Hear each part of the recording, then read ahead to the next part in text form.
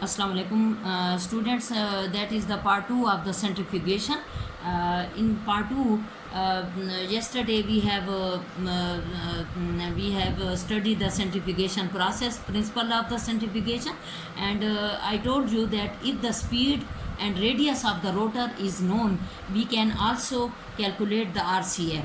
In addition to these factors, some other factors also influence the sedimentation rate or sedimentation velocity. Like sedimentation rate is also denoted as by an equation 2 rpm square rho prime minus rho 18 eta f over f naught. Here S prime is the sedimentation rate or sedimentation velocity, rho rho prime is the density of the particles, simple rho is the density of the medium, eta is the viscosity of the medium. F over F naught is the rate of sedimentation velocity of the spherical particles compared to the velocity of the particles being sedimented. So any external change which influence the value of these factors must also accounted for. That is, first is temperature, change in temperature, change the viscosity of the medium, change in buffer concentration or solvent may change the density of the medium. So these are the different factors which can also influence the sedimentation rate. Now the types of the centrifugation. Types of the centrifugation is basically it is divided into two types. That is the preparative centrifugation, and second is the analytical centrifugation.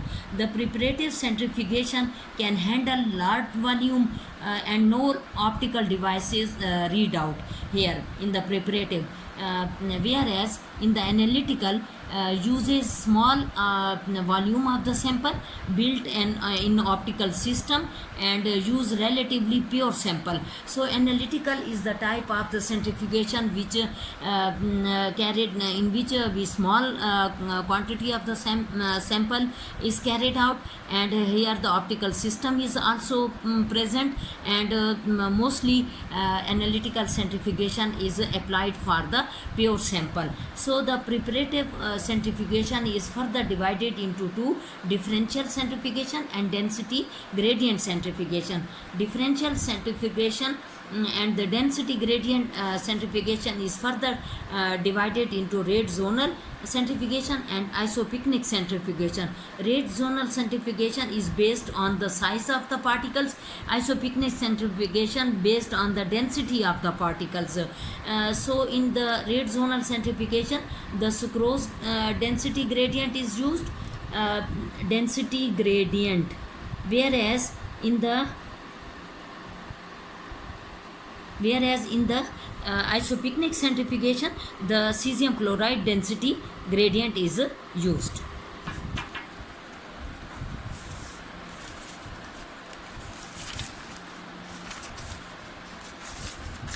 Now first of all we discuss the differential centrifugation. Differential centrifugation is the type of centrifugation in which gradual increasing the speed of the rotor and time of the centrifugation. So in the differential centrifugation, at each step of the centrifugation, gradually the centrifugal force is increased, as well as speed of the rotor is increased, as well as the time of the centrifugation is increased, and in this way we can sediment or we can isolate the particles of different sizes and different densities. So for example, we can give the example of the differential centrifugation. Muscle tissues. First of all, the muscle tissues are homogenized for 10 minutes at 10,000 G. G is the relative centrifugal force is converted to G. Tissue homogenate is then prepared. Now this tissue homogenate having the two portions, that is the supernatant, the clear portion, and the palate. Supernatant and the palate, that is in the in the centrifugal in the bottom of the centrifuge tube. This pellet is containing the nuclei, the cell debris that having the high density and high molecular weight particles, large size particles. So in the first centrifugal force, first step of centrifugation, now the clear portion or the supernatant is again at 10,000 G for 10 minutes is centrifuge again it is centrifuge. That is the second shift of the centrifugation. So in this way again we get the two portions after the completion of the centrifugation, that is the clear portion, supernatant, and the pellet, and that pellet is containing the contractile apparatus is present in the pellet. In the third that is the first centrifugation, second centrifugation, and the third centrifugation. Now the supernatant is again is a centrifuge for 20 minutes at 20,000 G. Now see that here we can also increase the time as well as we increase the centrifugal force or the speed of the rotor gradually, step by step. At a result, after the completion of this third centrifugation, now we get the pellet and the supernatant. The pellet is now containing the mitochondria, whereas the supernatant or the clear portion is again centrifuge at fourth step of centrifugation. Now the time is increased from 20 minutes to 60 minutes, and the speed is increased from 20,000 to 100,000 G. Again after this centrifugation process, we again got the two portion in the centrifuge tube. First is the pellet, and pellet containing the crude microsomes, whereas the supernatant containing the cytosol. So in this way you see that in the differential centrifugation, at each step of centrifugation we increase the speed of the rotor as well as increase the time of the centrifugation, and we can got the different particles, different organs of different molecular, that is the first nuclei and cell debris, and then we got the mitochondria, contractile apparatus, mitochondria, then the crude microsomes and the cytosol in this way. Now the second type of centrifugation, first is the differential and other is the density gradient centrifugation. The density gradient centrifugation, it was introduced to cellular research in 1951 by M.K. Brack, the scientist who first introduced this technique, density gradient technique. The density gradient techniques is carried out by two methods. One is the discontinuous method and other is the continuous method.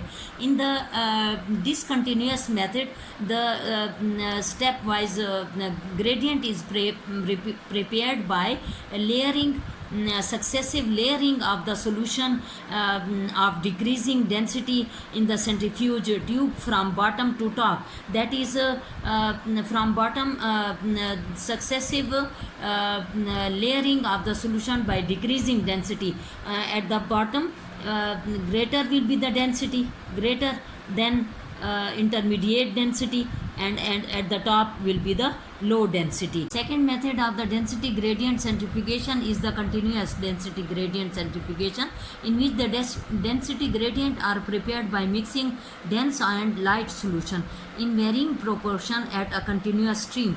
In this case we have the two cylinder. One cylinder is continuous, is attached to the centrifuge tube, and that cylinder having the dense solution, continuously dense solution, having the 1.9 grams per cubic centimeter solution density, which is dense solution, whereas that cylinder is connected with the through the bridge to the another cylinder which having the light solution which remains unchanged, that having 1.3 grams per cubic centimeter. So this is the light solution. When we open the stopcock, this light solution, first we open this one stopcock, and the dense solution is comes into the centrifuge tube, and gradient will be continuously formed in the centrifuge tube. Linear gradient, density gradient will be formed. Why?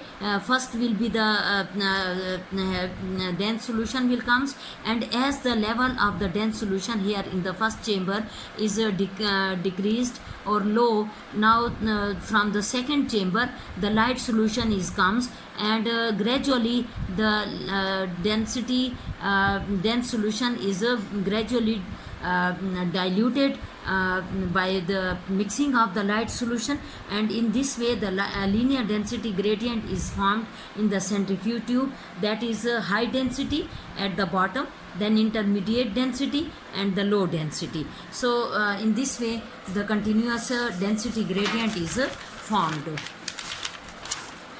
Second is that the density gradient centrifugation technique having the two different methods or different types.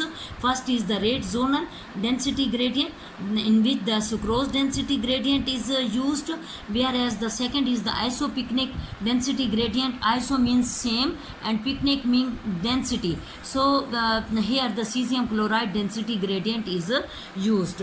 In the rate zonal centrifugation, we use the example of the liver homogeneity. These are the liver cells, liver tissues which are homogenized by the pestle, and then the density gradient in the centrifuge tube is formed, that is 15 to 30% sucrose. 15 to 30% means 15 on the top and 30 on the bottom, and then on the density gradient the liver homogenate is placed on the top of this density gradient. So as the liver homogenate is placed on the this density gradient, that is the 15 to 30% sucrose density gradient, all the liver cells, organelles in the liver homogenate are separated in this way. In the bottom, nuclei, then mitochondria, then the microsomes and the cytosol. So it means that in the density gradient the liver homogenate, the nuclei, mitochondria and microsomes and cytosols are separated in the density sucrose density gradient. Then centrifuge, the tube, the centrifuge tube in which these liver homogenate are separated according to their density, the tube punctured at the bottom, and then we separated the zones in the centrifuge tube, like so in the 15% is cytosol, 20% is microsomes, 25% mitochondria, and in 30% the nuclei are separated in this way. Second method of the density gradient centrifugation is the isopycnic density gradient, in which the cesium chloride density gradient is prepared. In this way, first of all, the particles which having the desired particles and the particles which having the high density are centrifuged. And in the first step of the centrifugation, we got the pellet and the supernatant. The pellet having the heavier particles than the desired particles, whereas the supernatant having the desired particles. So the pellet is in this way, the pellet is discarded, and then the desired particle or the supernatant is again centrifuged. This supernatant is again suspended in the medium having a density equal to the density of the desired particles.